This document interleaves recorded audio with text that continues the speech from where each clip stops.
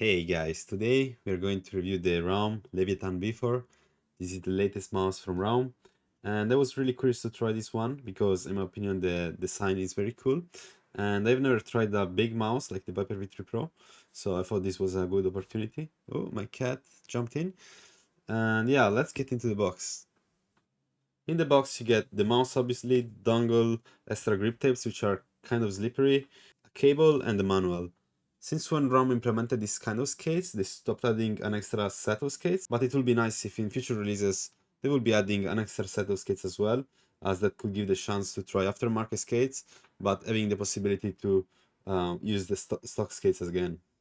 So getting more into the mouse, in terms of QC and build quality, I would say that my mouse is rock solid. I cannot get this thing to creak in any way. I can push from the bottom, from the sides. It's just rock solid. I would say that in terms of build quality, this mouse is on par with Razer and Game Gear level of build quality. It's just rock solid. The coating is great, and when my hands get a little sweaty, which happens very often in game, I can get a very good grip on it. For the main clicks, this mouse is using the TTC V2 opticals. This is a new type of optical switches. They're not really light, more of a medium to heavy actuation force, more into the medium. They're very spammable, very good rebound. The feeling of it is very good, actually. I like to use very light clicks, but I guess this is just a me thing. I guess people that are fine with medium actuation force clicks will be fine with these clicks as well. They feel very good or very high quality.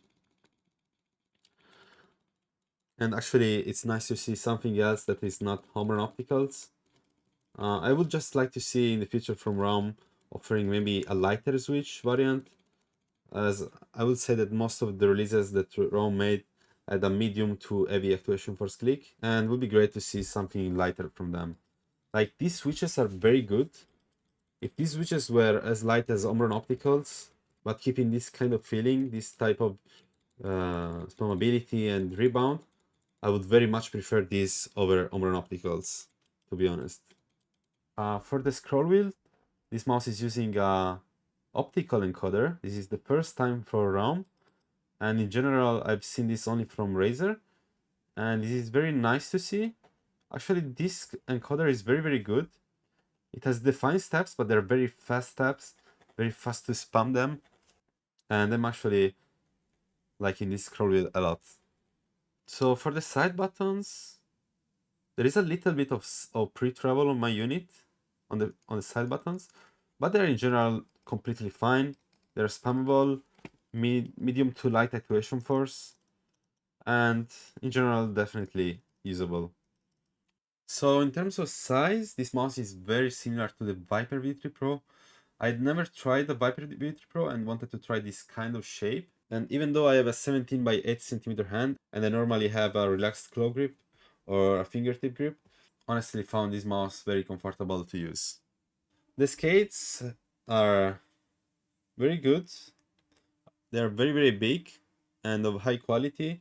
They offer a balanced glide. Honestly, very good. I will not be switching them out. I don't see any reason. And on an Artisan Zero, they perform extremely well. So for the software, this mouse has both a WebDriver as well as a software. I like to use the downloadable software, honestly, because it has the newer UI. You have all the settings. Here you can change the DPI and the polling rate. I always play on 800 and 1000 or 2000 polling rate. Here you can remap your keys. Here you have the advanced tab. I like to keep my mouse on high profile and not gaming plus, even though this should give you better performance because this will drain your battery much faster. And honestly, in game I don't see any difference. I keep my LOD on medium. Angle snapping and ripple control always off as usual. Motion sync, I switch between on and off. And I suggest to keep this setting on for sure, as that will improve your wireless connection. Here you can adjust the angle sensor, but I've never used this setting. I always keep it on default. And here you can set the debounce time of your clicks. I always keep it on 0 milliseconds and never encountered any kind of issue like double clicking or anything like that. The cool thing is that you can adjust both the press as well as the release, and it's something that you don't find on all software of gaming mice, so pretty cool to see. So in terms of performance, this mouse was just very good. I can hardly find any kind of flaw. Spammable switches, rock solid build quality, good skates, good shape, just very good. The mouse feels very responsive, and in general it was a pleasing experience to use it in game. So in conclusion, I recommend this mouse to people that like bigger mice like the Viper V3 Pro, or people that want to try that kind of shape but don't want to pay the premium price tag of Razer. I would say that this is a very good alternative. Just keep in mind that the clicks are not the lightest, more of a medium to heavy actuation force. And if you're fine with that, this is a very easy recommendation, and as the mouse is just rock solid and it's basically flawless. The only nitpick, and actually something that is I didn't even encounter but I've seen from other users, is that they complain that the battery doesn't last long even though this mouse is using the latest MCU. I honestly play on 1000 or 2000 polling rate and charge my mouse every few days, so I didn't really experience anything like that. But yeah, that's something to keep in mind in case you play on 4K or 8K polling rate.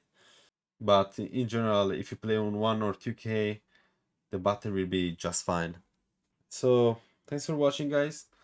I hope you enjoyed this review, and see you in the next one, guys. Peace.